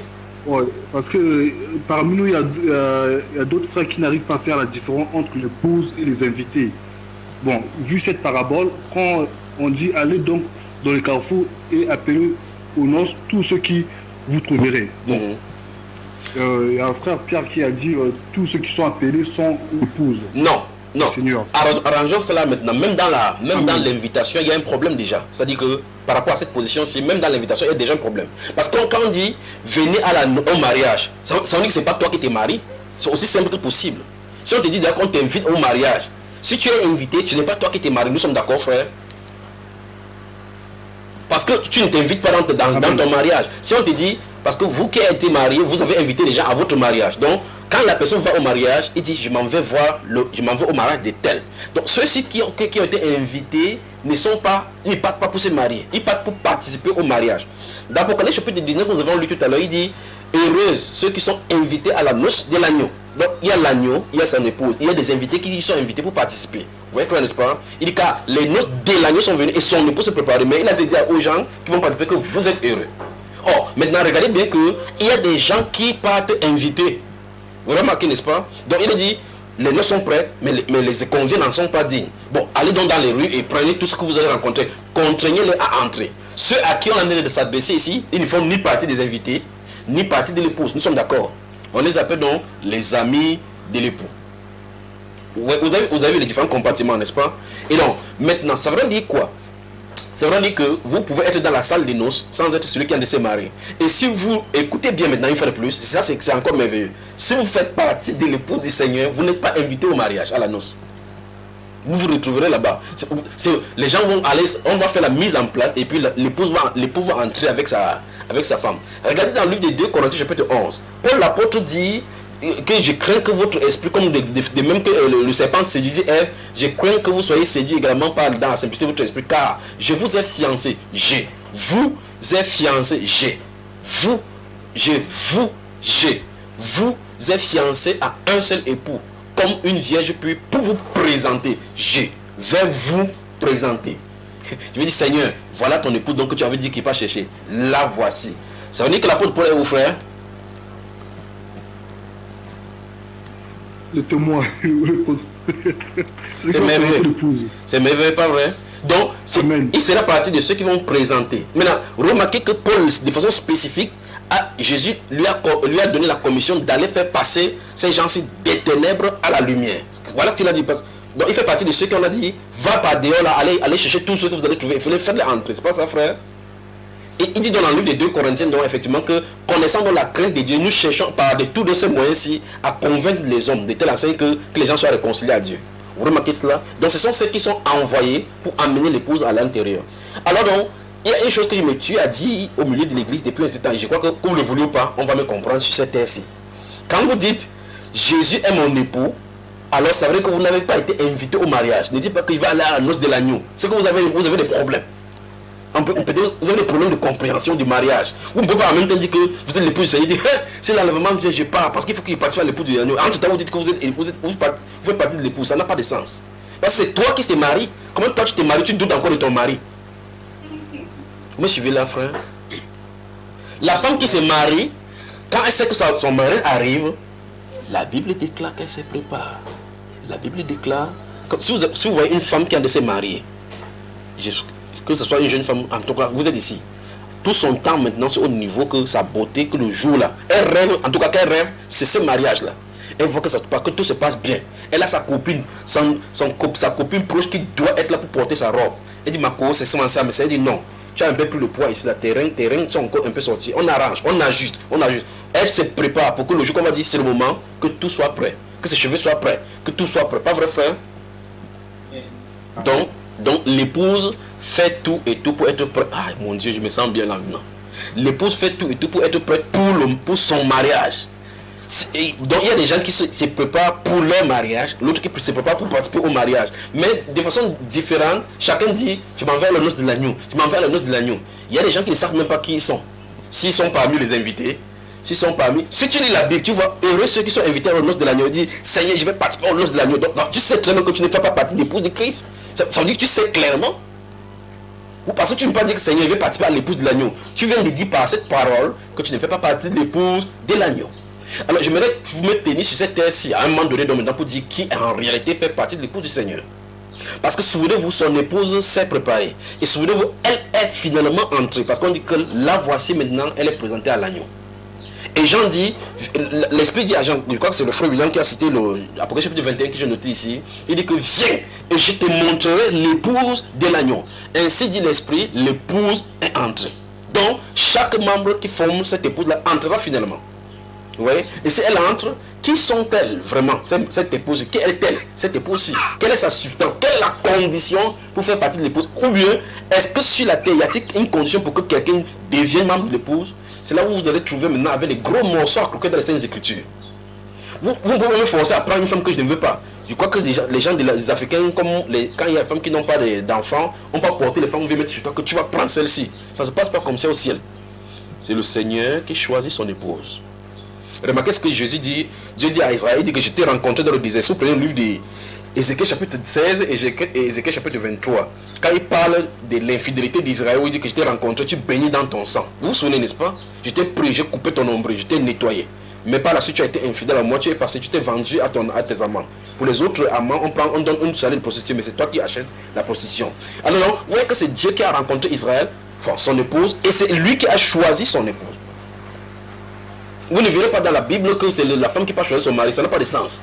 Donc on ne peut pas être sur la tête et dire que moi je choisis Jésus. Jésus, tu es mon époux. Jésus, tu es mon époux. Oh, d'où Jésus, je t'aime beaucoup. Même si tu m'aimes beaucoup, je t'aime encore trop beaucoup. Ça ne marche pas comme ça. Jésus doit vous avoir choisi comme c'est l'épouse. C'est lui qui choisit. Si vous gardez à l'esprit que c'est l'homme qui choisit sa femme, laissez Jésus choisir son épouse. Nous sommes d'accord, mes sœurs? Voilà. Donc l'époux du Seigneur Jésus-Christ, c'est une entité remplie des hommes et des femmes à l'intérieur, connue de lui depuis l'éternité. Depuis l'éternité. Gardez-vous à l'esprit que Jésus n'est pas sur la terre pour dire que si tu fais telle chose, tu deviens mon épouse. Si tu ne fais pas, tu quittes. Parce qu'en réalité, son épouse qui s'est préparée, elle va entrer. Alors, écoutez maintenant, ne manquez pas dans ceci. Quand vous soyez de l'épouse, vous ne pouvez pas faire autrement que d'être de l'épouse. Que vous soyez dans des invités, vous serez seulement invité. Parce qu'il y a un carnet d'adresse avec votre nom écrit depuis. Votre carton a été écrit depuis, avant que vous ne naissiez, que vous allez participer à telle noce. Donc, que vous soyez amis, vous n'avez pas le choix que d'être amis. Donc, les groupes sont prédestinés. Voilà. Je crois que c'est bien de le dire comme ça là. Alors, le reste maintenant, c'est chercher dans quel compartiment vous êtes. Quand vous cherchez dans quel compartiment, quand vous savez dans quel compartiment vous êtes, faites ce que vous avez à faire pour respecter les clauses de ce compartiment-là. Pourquoi je veux comprendre quelque chose. Oui. On est en train de dire que sur la terre actuellement que nous sommes là, oui, il y a des époux, il y a des amis. Il y a tous les groupes là, tout ce que vous voyez dans la Bible, ça se trouve sur la terre maintenant. Il y en a tout. Il y a les amis, il y a les époux, il y a les invités, ils sont là. Chaque période, ils ont toujours été. Est-ce que, maintenant, ma question est de savoir, parlant de Éphésiens chapitre 4, à partir du verset 11, oui, ceux qui ont un don ministériel, oui, que cela, est-ce qu'ils peuvent être épouses? Quel est leur rôle, justement? Parce que leur rôle, c'est de sortir, c'est de sortir l'épouse. C'est ça. C'est pour ça qu'on ne peut pas confondre les gens dans les Saintes Écritures. Il y a des gens qui sont spécifiquement envoyés pour l'épouse. Quand ils sont envoyés pour l'épouse, ils ne sont pas partis de l'épouse. La logique est simple. Il ne peut pas en même temps être envoyé pour l'épouse étant épouse. Amen. Il y a des gens qui sont remplis de connaissances, mais manquent cette révélation si particulièrement. Donc ils sont envoyés. Va, fais sortir mon peuple. Vous voyez, Moïse est prophète de Dieu, le type de prophète de Dieu, envoyé pour faire sortir son épouse. Moïse ne fait pas partie de l'épouse du Seigneur. Voilà. Amen. Très génial. Oui. Amen. Alors, ouais. Frère Juste, le frère Olivier. Il y en a 10 questions, je suis à la première. Que Dieu vous bénisse. Bon, je suis toujours... bon. Frère Olivier, bonjour. Là parce que on a eu à un peu, comment on appelle, parler de cela ici. Par rapport à ça. Et je viens particulièrement dans Marc 2, verset 19. Oui. Et quand les pharisiens venaient interroger le Seigneur par rapport à ses disciples qui ne gênent pas pourtant, les pharisiens et les disciples de l'autre gênaient. Et ils disaient que comment l'époux, les amis, pendant que l'époux est là, pourquoi les amis des époux doivent gêner. Alors moi, j'avais compris que les amis de l'époux, c'est les apôtres que le Seigneur a établis pour pouvoir apprêter l'église, pour pouvoir vraiment, le Seigneur a déployé les dons pour pouvoir apprêter l'église. Donc, à l'instant où nous sommes même, ils existent. Donc, c'est eux qui font partie de l'ami. Alors, l'apôtre, nous voyons aussi Jean, qui vient aussi dire dans Jean 3, verset 27-29, il dit qu'il n'est pas l'époux, mais il est l'ami de l'époux. N'est-ce pas? Alors, moi, je suis venu maintenant dans, comment on appelle, Éphésiens 4, et je disais que voilà la grâce que le Seigneur a déployée, le don, cette grâce de révélation pour préparer l'église. Comme nous le voyons dans Hébreux, il dit que là, nous devons faire part à ceux-là comme ils doivent rendre compte à Dieu. Ouais, n'est-ce pas? Ceux-là qui doivent rendre compte à Dieu, nous le devons à la soumission. Comme ils devaient rendre compte à Dieu par rapport à nos âmes, parce qu'ils ont la responsabilité. Moi, j'ai vu ce poids, alors moi, j'ai trouvé que c'est eux l'ami de l'époux. Et voilà, il y a encore, le Seigneur Jésus vient encore dire, voilà, il y a une idée qui est venue encore nous suggérer. Le Seigneur Jésus vient maintenant dans Jean 15, il dit que je ne vous appelle plus mes serviteurs, mais vous êtes mes amis. Alors voilà, ça c'est le... J'ai compris que cet ami dont le Seigneur parle, c'est différent par rapport à cet ami dont le Seigneur en parle aussi avec les envoyés, les apôtres et comment on appelle le prophète Jean en train de parler. Alors, est-ce que c'est cela? C'est ce que tu as... Comme tu as développé les Écritures et les Écritures des prophètes, c'est ce que ça dit. Ça n'est pas autre chose que cela. Parce qu'Abraham ne fait pas partie, par exemple, de l'époux. Les prophètes Daniel et autres là ne font pas partie de l'époux. Ils font partie des amis de l'époux. Ils seront à table là-bas pour voir la reine assise à côté du roi. D'accord, mon frère? Amen. Que Dieu vous bénisse. Dit, mais voilà. Que Dieu vous bénisse. Amen. Amen. Bon, alors je profite de poser la question. C'est qui fait partie de l'épouse ici? Oui, le frère Pierre voulait parler. Oui, en fait... si vous entendez du bruit, veuillez m'excuser, il y a la pluie ici dehors. Donc, je ne sais pas si, parce que ces micros, c'est captent la pluie ici. Je crois que ça n'interfère pas à ce que vous allez l'entendre là. Oui. Oui, mon frère Pierre. En fait, là où j'étais un peu... c'est au niveau... c'est le fait que tout le monde avait le Saint-Esprit. Oui. Donc, tout le monde avait le Saint-Esprit. Et effectivement, tu as apporté cet éclaircissement en disant que c'est le Seigneur qui connaît parmi nous qui est son époux, qui est l'invité. Parce que nous tous, nous avons le Saint-Esprit. Pour ceux qui sont prédestinés auront le Saint-Esprit. Et du coup, je comprends que le Matthieu 22 qu'on a lu et Luc 14 à partir du verset Luc 14 à partir du verset 16, il y en a qui parlent de la fête également, du grand repas, ne dit pas la même chose en fait. Je comprends très bien, ça ne dit pas la même chose. Exactement. Le Seigneur, si vous voyez que les paraboles sont reprises dans ces Écritures, prêtez attention aux nouvelles variations. D'accord? Prêtez vraiment attention aux variations. Par exemple, si vous prenez le cas de Jean-Baptiste, vous aurez remarqué, écoutez-moi très attentivement maintenant. Donc, quand ces choses sont dites dans les Écritures, il y a des choses qui sont dites et amenées de nos lumières. Quand les gens ne comprennent pas ces principes, c'est pour ça que vous voyez les gens tordent les Écritures. Vous avez remarqué que plusieurs fois, on va raconter le fait que Jean-Baptiste soit présenté au baptême et puis ici il y a des pharisiens, ici il n'y a pas de pharisiens. Et remarquez maintenant là on va parler du baptême du feu. Il vous baptiser du Saint-Esprit et du feu. Remarquez bien que quand il ajoute feu, il y a la présence des pharisiens à l'intérieur. Quand vous ne voyez pas la présence des pharisiens, vous ne voyez pas le baptême du feu. Donc il faut faire attention à la façon quand c'est fait parce que le feu c'est pour eux. Et par conséquent, quand les chrétiens ne comprennent pas, vous entendez que quelqu'un dit que non, après le Saint-Esprit, le baptême du Saint-Esprit, il faut faire le baptême du feu. Et vous ne voyez pas dans les Saintes Écritures, les gens ont reçu le baptême du Saint-Esprit, puis le baptême du feu. Alors, quand vous prenez en parallèle le livre de Luc chapitre 14, verset 16, comme tu dis là, et le livre de Matthieu chapitre 22, verset 1 à 14, comme nous allons citer tout à l'heure, vous allez remarquer qu'il y a des variations. Ces variations expliquent et amplifient certains aspects. D'accord, mon cher frère Pierre?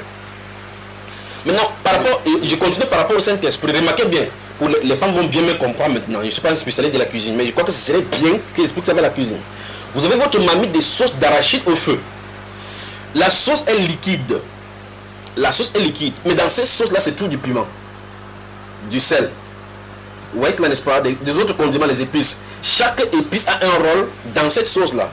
Donc la sauce, vous appelez cela église maintenant. Chaque personne qui a reçu le Saint-Esprit à l'intérieur a son rôle. Donc c'est pas parce que vous avez le Saint-Esprit que vous faites partie automatiquement du membre de l'épouse du Seigneur. Que non, vous avez votre rôle. Le mariage, quand on dit, voilà la célébration du mariage, c'est une célébration. Mais à l'intérieur, chaque personne a sa position. Vous m'entendez, n'est-ce pas?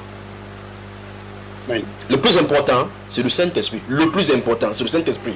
Donc parce que si tu dis, ah, je suis à tel endroit, je suis à tel endroit, je crois que ça touche la question de frère Oswa qui dit, ceux qui ne sont pas de la lignée de Dieu, je crois que ce serait bien que nous juxtaposons ça directement, d'accord? Si vous le voulez bien. Et puis on passe à la technique, recevez la salutation de Grâce Chabda qui est là et sourit et dit, tu as chaud aujourd'hui. J'ai vraiment chaud. Je ne sais pas comment on va faire. Salut ma soeur. Oui, elle est là. Elle vous écoute de cette autrice ici. Alors, si vous permettez, donc, si c'est clair avec ceci, j'avance avec le cadre du frère Oswa, parce que ça, c'est, je vais les juxtaposer ensemble avant que nous prenions une respiration musicale. Je crois que la question du frère Oswald, la question du frère Elvis, puis celle de William sont intimement liées. Donc, vous permettez que je réponde ça directement pour que nous coupons là et puis nous prenons une respiration dans une autre partie. Pas vrai? Amen. Voilà. Donc, en prenant la question du frère Oswald, il dit, parlant des gens qui sont de la mauvaise lignée, il a cité en exemple le livre de Matthieu chapitre 7, enfin, il n'a pas cité, dans le livre de Jean chapitre 8, où il est dit, ces gens-ci, ces groupes de pharisiens, encore une fois de plus, savaient eux qu'ils étaient des enfants d'Abraham. Ils savaient qu'ils servaient Dieu. Parce que ici, le frère Oswald attire l'attention sur, d'une part, sur la conscience des personnes. Est-ce que ces personnes sont conscientes qu'ils appartiennent à la mauvaise sémence? Et deuxième chose, il dit, est-ce qu'on peut dériver une de telles personnes? C'est ça qui est amusant dans ces choses-là maintenant. Donc prenez une respiration musicale déjà et puis on répond à cela. C'est merveilleux seulement.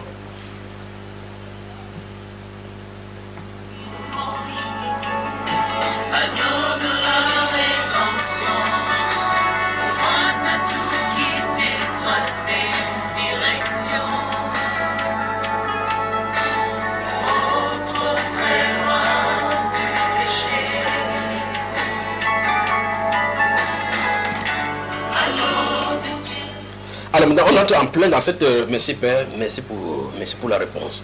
Alors, on entre en plein dans ces choses-là, d'accord? Il faut que moi-même je consulte les ayants droit pour voir ce qu'il faut répondre. Donc quand il répond, on ne peut pas avancer. La sœur Philippe, bonjour. Comme ton mari n'est pas là maintenant, tu es obligé d'être seul là maintenant. Que le Seigneur te bénisse. Un de ces jours dont je crois qu'on va faire l'enseignement, il sera assis à côté de moi, on va faire ça ensemble. D'accord? Voilà. Alors, la question c'est, première question concernant le... Oui. Oui, la sœur Paul là. Pardon. Oui, pour compléter la question du frère Oswald, oui. Est-ce que le diable lui-même, il sait que ce sont ses enfants? Voilà, le diable. C'est bon. Allons-y de là-bas. Merci pour c'est complet.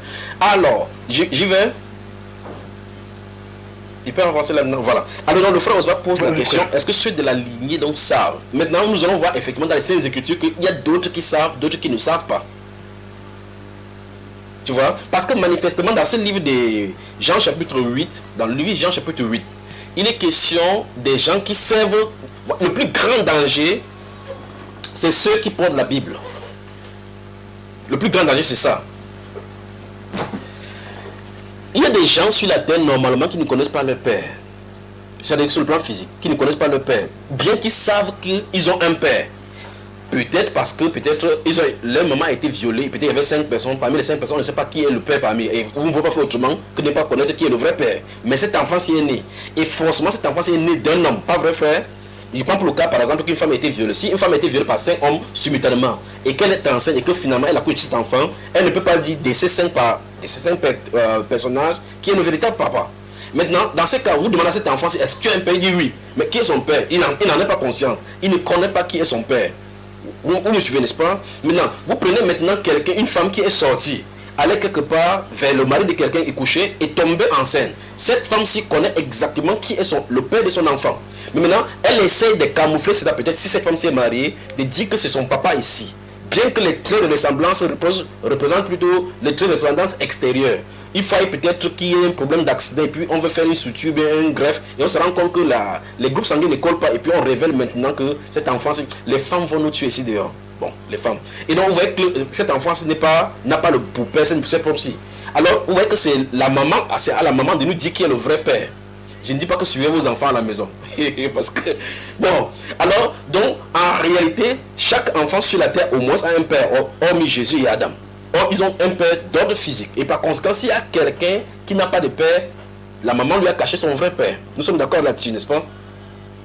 Voilà. Il y a donc des gens donc, qui peuvent être adoptés pour dire, je n'ai pas d'enfant, mais je prends cet enfant, c'est pour mon père. Mais physiquement, de façon linéaire, elle n'a pas de lien de sang avec cet enfant. Donc, au sens strict, ce n'est pas son enfant de toute façon. Cet enfant-ci a toujours un père. Maintenant, cet enfant-ci, pour les enfants, quand on accouche et on abandonne quelque part, on voit quelqu'un vient recueillir, il le fait grandir, il va appeler son père, mais cette personne-ci n'est pas son père. Il y a son père quelque part.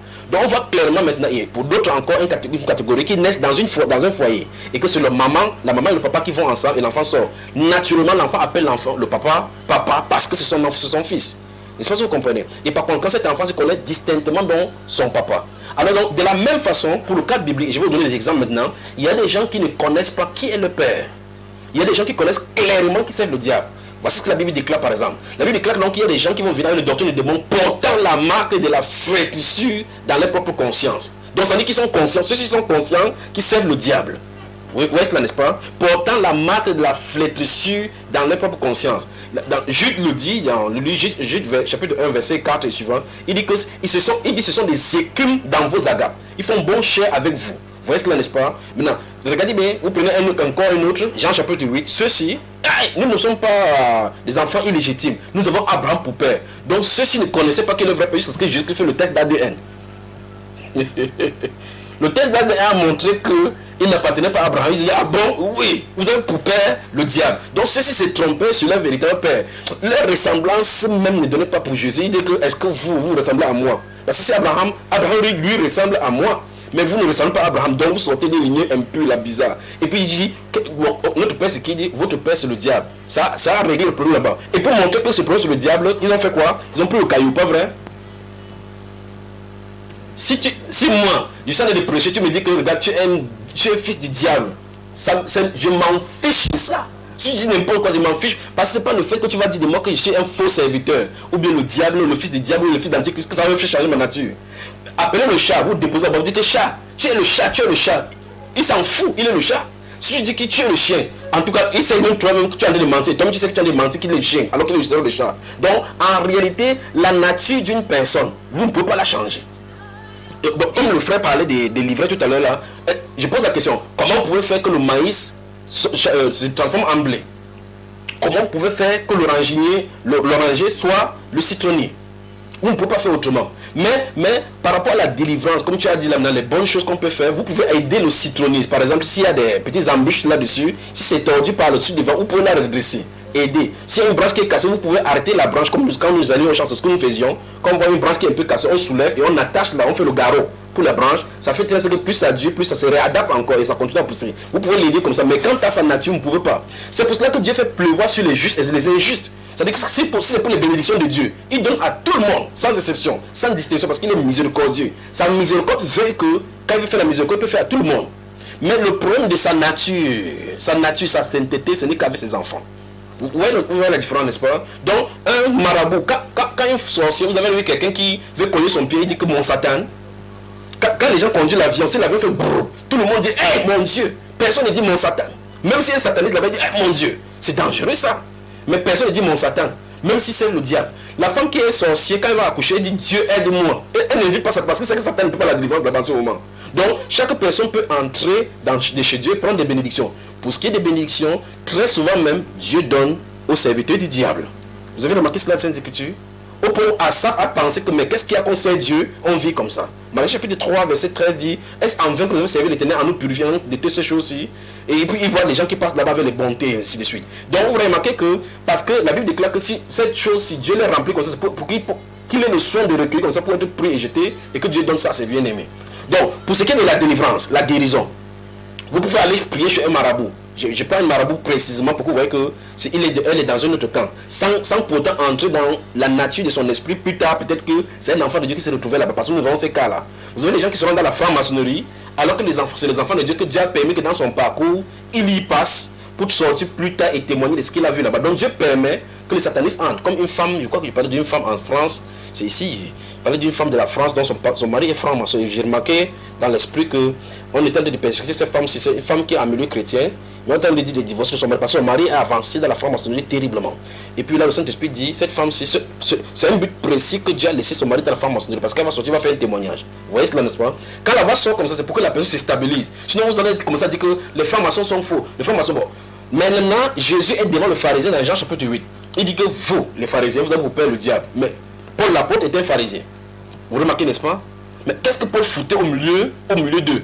Avec ça, maintenant, vous remarquez que dans le ministère de Paul l'apôtre, vous voyez que plus tard, quand il est devant les pharisiens, il connaît toutes les doctrines. Il connaît comment il fait. Il sait maintenant comment les prendre pour amener ceux qui appartiennent à Christ. C'est ce que Jésus fait. Pour le temps, il n'y a pas la franc-maçonnerie. Il y avait le pharisianisme qui sont des groupes de sectes. Mais maintenant, Jésus permet que certaines personnes y entrent pour sortir, pour savoir comment il va leur parler. Donc, il y a des cas de francs-maçons, des cas de marabouts et autres qui peuvent sortir maintenant et témoigner que, en réalité, nous servions les puissances sataniques. On pouvait prendre le charme, charmer le mari des gens. C'est pour ça qu'il faut faire éviter quand les femmes vont donner telle ou telle chose, ainsi de suite. Le but pour lequel il fait ça, c'est pour dénoncer ce qui se passe là-bas. Vous comprenez ce frère? Donc, ça ne veut pas dire qu'appartenir aux marabouts et autres là-bas, Dieu les accorde. Non. Dieu permet souvent dans sa souveraineté que chaque personne a son niveau de bout. Il y a des gens qui ont les bouts qui vont trouver au genou, l'autre au niveau de la cheville, l'autre c'est au niveau du cou, l'autre c'est au niveau des yeux, avant que Dieu te sorte de la boue. Et chaque personne saura apprécier Dieu dans sa délivrance, la puissance qu'il a accordée pour qu'il est dans sa grâce. Maintenant, ça veut dire que si tu es de la lignée du diable, tu ne peux pas changer parce qu'on ne change pas de lignée. Il n'y a pas de nature, on ne change pas de nature. On ne peut pas quitter des chats à chiens, des chiens à souris. Même David a commencé, ça n'a pas laissé. Et donc, ça veut dire que c'est de façon naturelle que chacun est dans une lignée. Maintenant, vous pouvez avoir les bontés de Dieu comme le cas de, comment ça s'appelle, Judas Iscariote. Le cas de Judas Iscariote est pathétique de telle façon que quand il est mort, vous remarquez que même ses enfants ont erré. On n'aidait pas ses enfants. Si vous donnez une offrande à ses enfants, Dieu frappe sur votre vie. Vous remarquez ça dans les Saintes Écritures? Ça dit de lui que même sa femme même devait être punie. Toutes ses générations même devaient être maudites. De telle façon que même les créations vont prendre tout. Tout ce qu'il a fait, on a décimé toute sa génération à cause de lui. Vous voyez que vous tombez dans ce genre de génération comme ça, vous avez fait comment pour mériter cela? Qu'est-ce que ces enfants ont fait pour prendre sa place? Et on a dit que si ces enfants, c'est même à genoux, dit, oh Seigneur, aie miséricorde. Puis tu dis, aie miséricorde, on augmente le péché sur toi. Quelle sanction? Comment vous allez aller changer celui-ci? Vous changer comment? Comment vous pouvez changer Judas Iscariote? Mais remarquez que pour ce qui est des dons spirituels et des grâces spirituelles, il fonctionnait, étant démon, il fonctionnait dans le grâce spirituel du Saint-Esprit. Donc il pouvait mettre la main sur vous, vous recevez la guérison. La lèpre disparaît sur vous, mais c'est le Saint-Esprit qui est en train de travailler sans que ce soit son esprit démoniaque. Mais vous ne pouvez pas le délivrer parce que sa nature spirituelle, c'est le démon. Mon frère, sans te couper, quand je parlais de délivrance, c'est pas dans le sens de changer sa nature. Quand je parlais de délivrance, c'était exactement pour recevoir des grâces. Oui. Et j'amplifie pour dire parce que on avait partagé sur ce passage des 9 lépreux, dont un est revenu. Ça veut dire que les autres avaient trouvé la guérison. Oui. Parce que nous savons que ce que je sais, c'est que quand je parle de délivrance, ça veut dire que recevoir une guérison, on sait que tout cela, ce sont des esprits qui peuvent être sur nous pour nous apporter des maladies. Donc celui qui est un démon peut avoir la maladie, non? C'est ça qu'il dit, donc ça veut dire qu'on peut enlever l'esprit, cet esprit-là qui est posé par un démon. Exactement, mais son propre démon qui est lui, on ne le touche pas.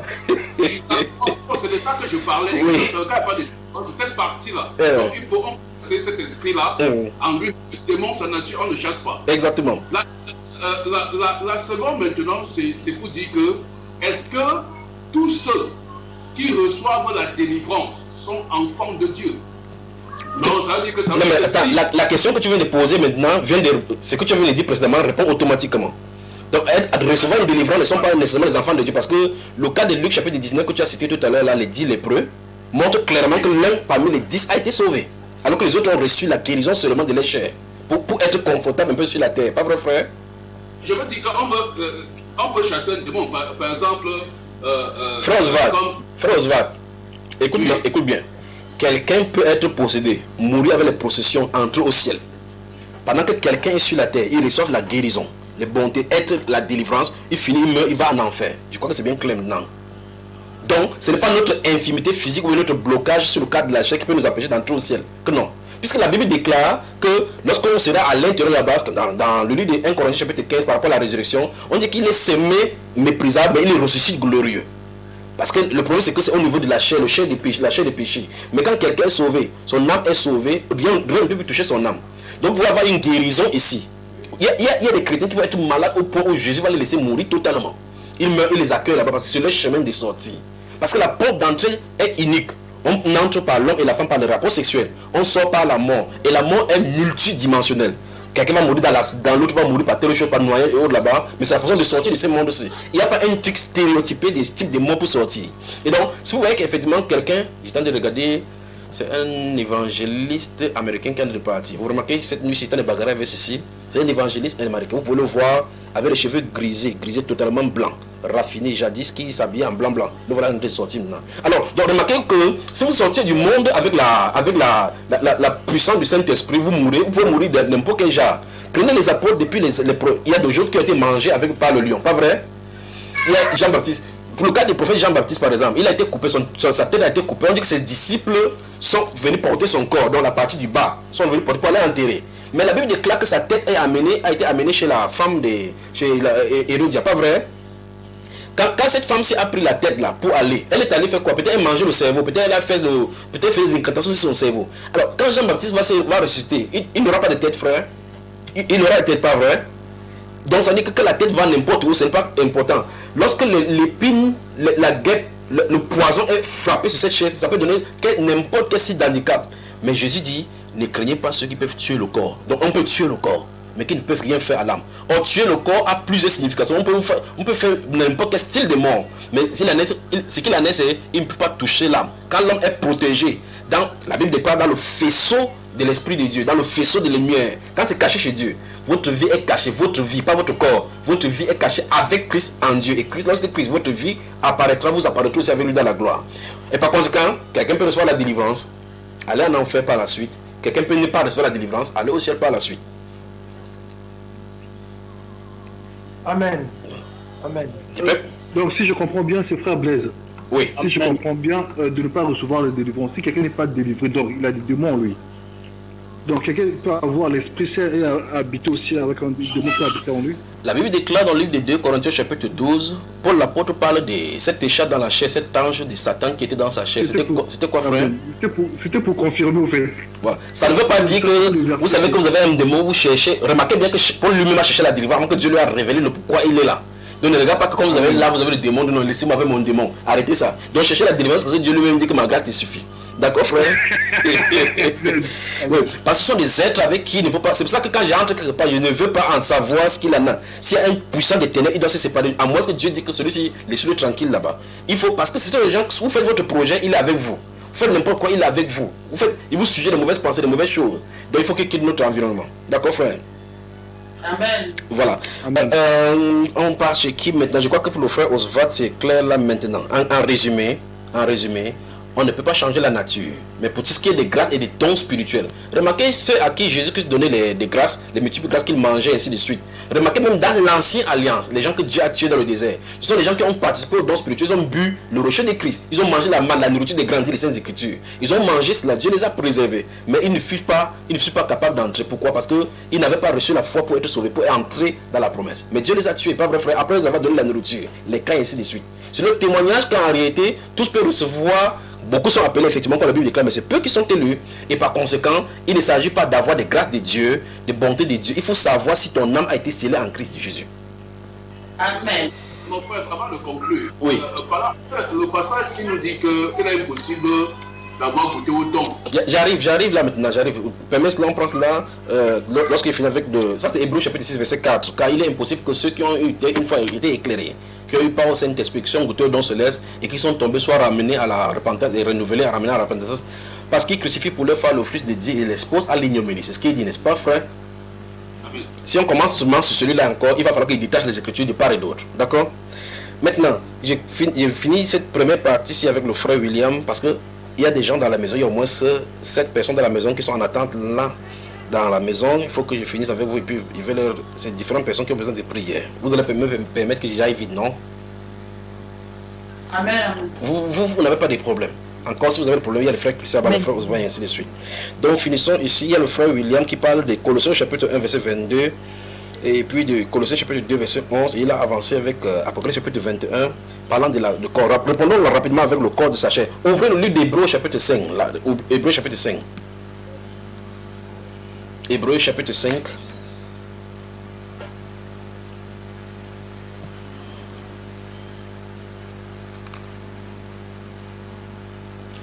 Hébreux chapitre 5, si vous y allez, je vous donne le passage. Notez également, notez Hébreux chapitre 10, parce qu'il va bavarder ce qui se trouve là-bas maintenant.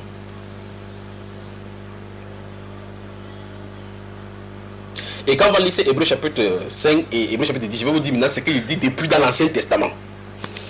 Bon, pour vous, certaines personnes, c'est facile à assimiler, mais il y a une implication plus tard. C'est plus tard qu'il veut dire, c'est pourquoi, c'est plus tard, si le Seigneur permet, qu'il veut dire le pourquoi il dit ça depuis. Si vous y allez maintenant, je ne sais pas qui va lire maintenant. Au chapitre 5 des Hébreux, le verset 14, je crois bien c'est là, ça se trouve là-bas. Amen. Mais la nourriture solide est pour des hommes faits, pour ceux dont le jugement est exercé par l'usage à discerner ce qui est bien et ce qui est mal. Maintenant, retourne au verset 7 maintenant.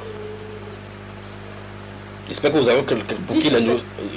Je crois que vous savez maintenant pour qui la nourriture spirituelle est faite, pour les hommes faits. Les hommes faits. Verset 7 maintenant, le chapitre 5 d'Hébreux. Ceux des fils de Lévi qui exercent le sacerdoce. Vous voyez que la femme, elle me cherche des problèmes là maintenant. Elle me cherche vraiment des problèmes. 5. Hébreux chapitre 5, verset 7. Verset 7. Tu me cherches des problèmes, n'est-ce pas, la soeur Paul là? Non, mon frère, est-ce que je peux te chercher les problèmes? C'est lui qui, dans les jours de sa chair, ayant présenté avec de grands cris et avec larmes des prières et des supplications à celui qui pouvait le sauver de la mort, et ayant été exaucé à cause de sa piété, a appris dès qu'il fut fils, l'obéissance par les choses dont il a souffert, n'est-ce pas? Amen. On parle de qui ici? On parle naturellement du Seigneur Jésus, pas vrai? Amen. Voilà. Donc je prends ceci pour répondre à la question de notre frère William qui a posé la question concernant Colossiens chapitre 1 verset 11 et chapitre 2, chapitre 1 verset 22 et chapitre 2 verset 11. C'est quoi le corps de la chair de Christ, corps du péché? C'est de quoi est les questions concrètement? Maintenant écoutez-moi très attentivement. Bon, comme vous êtes dans le livre d'Hébreux, je veux que vous ouvrez, vous mettez au devant de vous et puis je vais expliquer quelque chose. Hébreux chapitre 10. Voilà. Quand vous avez Hébreux chapitre 10 devant vous, voici ce que mon grand frère dit en expliquant.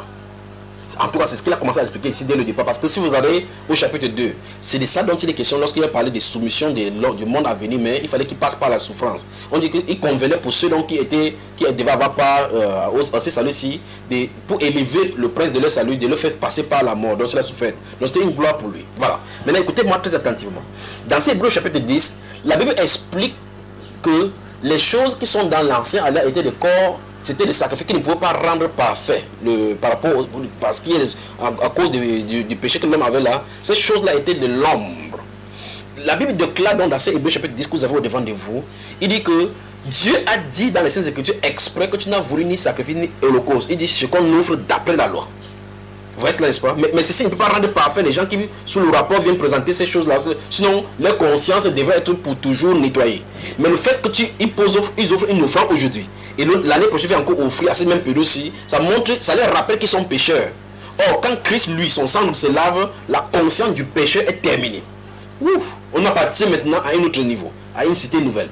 Maintenant, quand le Saint-Esprit dit ici là, que tu n'as voulu ni sacrifice ni holocauste, ce qu'on offre d'après la chair, d'après la loi, il dit encore, c'est pourquoi tu m'as formé le corps. Il dit c'est pourquoi je viens pour faire oh Dieu ta volonté. Il dit après avoir dit tu n'as voulu ni sacrifice ni holocauste, il dit voici je viens pour faire oh ta volonté. Il dit c'est en vertu, c'est ce qu'il dit là-bas, c'est en vertu de cette volonté que nous sommes sanctifiés une fois pour toutes. Vous voyez la différence maintenant entre sanctifier une fois pour toutes et une répétition en vue d'être sanctifié. Vous voyez le problème, n'est-ce pas?